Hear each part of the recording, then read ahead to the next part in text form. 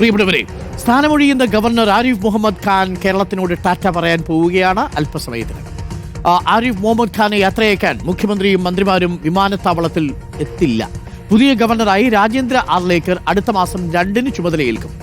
റോഷിപാൽ ചേരുന്നുണ്ട് കൂടുതൽ വിവരങ്ങളുമായി.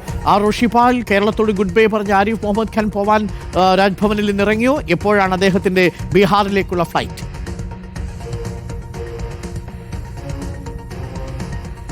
ഡോക്ടർ അരുൺകുമാർ, ഏതാണ്ട് 11:30 രാജ്ഭവനിൽ നിന്നും വിമാനത്താവളത്തിലേക്ക് ഗവർണർ ആരിഫ് മുഹമ്മദ് ഖാൻ മടങ്ങും.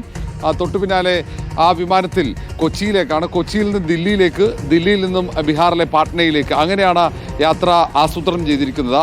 ഗവർണർ കേരളത്തിൽ നിന്നും മടങ്ങുമ്പോൾ ഗവർണർക്ക് യാതൊരു തരത്തിലുള്ള യാത്രയപ്പും ഉണ്ടാകില്ല. അത് മുൻ പ്രധാനമന്ത്രി മൻമോഹൻ സിംഗിൻ്റെ നിര്യാണത്തെ തുടർന്നുള്ള ദുഃഖാചരണത്തിൻ്റെ പശ്ചാത്തലത്തിലാണ് അങ്ങനെ ഒരു യാത്രയപ്പ് നൽകാത്തതെന്ന വിശദീകരണമാണ് ഇപ്പോൾ സർക്കാർ നൽകുന്നത്. പക്ഷേ അതല്ല, സർക്കാരുമായി ഗവർണർ ശീതയുദ്ധത്തിലാണ്. പലപ്പോഴും സർക്കാരിനെ കടുത്ത പ്രതിസന്ധിയിലേക്ക് ഗവർണർ ആരിഫ് മുഹമ്മദ് ഖാൻ തള്ളിയിട്ടിരുന്നു. അതുകൊണ്ട് തന്നെ സർക്കാരിന് അതൃപ്തിയുമുണ്ട്.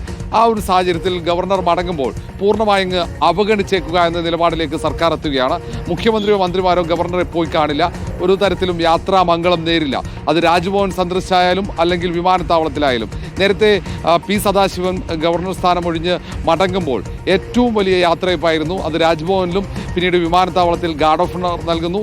മുഖ്യമന്ത്രി പിണറായി വിജയൻ്റെ സാന്നിധ്യത്തിലായിരുന്നു യാത്രയപ്പ് ഉണ്ടായിരുന്നത്. പക്ഷേ ഇപ്പോൾ അങ്ങനെയല്ല, മന്ത്രിമാരും പോകില്ല എന്ന് മാത്രമല്ല പ്രധാനപ്പെട്ട ഉദ്യോഗസ്ഥന്മാരും ഉണ്ടാകില്ല. പക്ഷേ ഇന്നലെ രാജ്ഭവനിൽ ചീഫ് സെക്രട്ടറിയും DGP അടക്കമുള്ള പ്രധാനപ്പെട്ട ഉദ്യോഗസ്ഥന്മാരെത്തി ഗവർണർക്ക് ഉപഹാരം നൽകുകയുണ്ടായി.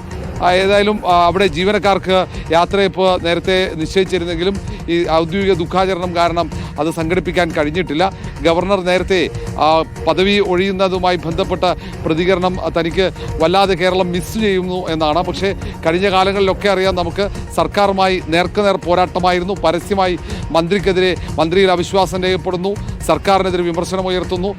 അതേപോലെ ഉന്നത വിദ്യാഭ്യാസ മേഖലയിൽ ചാൻസലർ പദവി ഉപയോഗിച്ച് വൈസ് ചാൻസലറുടെ നിയമനവുമായി ബന്ധപ്പെട്ട വലിയ ഇടപെടൽ നടത്തുന്നു.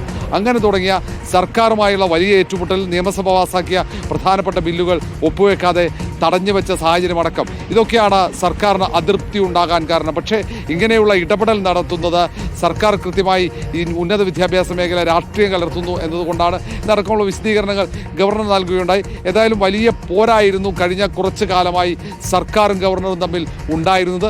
അത് മന്ത്രിമാർ തന്നെ ഇറങ്ങി ഗവർണറെ വിമർശിക്കുന്നു, ഗവർണർ തിരിച്ച് മന്ത്രിമാരിൽ അവിശ്വാസം രേഖപ്പെടുന്നതൊക്കെ സാഹചര്യം നമ്മൾ കണ്ടതാണ്.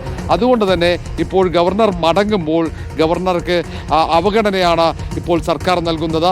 അല്ലാതെ ഗവർണർക്ക് ഒരു തരത്തിലുള്ള യാത്രയപ്പും ഉണ്ടാകില്ല. അത് രാഷ്ട്രീയ തീരുമാനത്തിന്റെ ഭാഗമാണെന്ന് വിലയിരുത്തേണ്ടി വരും. അരുൺകുമാർ. Okay, thank you. എന്തായാലും ആരിഫ് മുഹമ്മദ് ഖാൻ ബീഹാറിലേക്ക് പോവുകയാണ്. ബീഹാറിൽ നിന്ന് രാജേന്ദ്ര ആർലേക്കർ കേരളത്തിലേക്ക് എത്തുകയാണ്.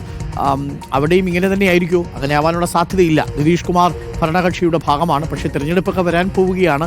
ആരിഫ് മുഹമ്മദ് ഖാനെ ബീഹാറിലേക്ക് അയക്കുന്നതിന് പിന്നിൽ തീർച്ചയായിട്ടും രാഷ്ട്രീയ ലക്ഷ്യങ്ങൾ ഉണ്ടാകുമല്ലോ, അല്ലേ?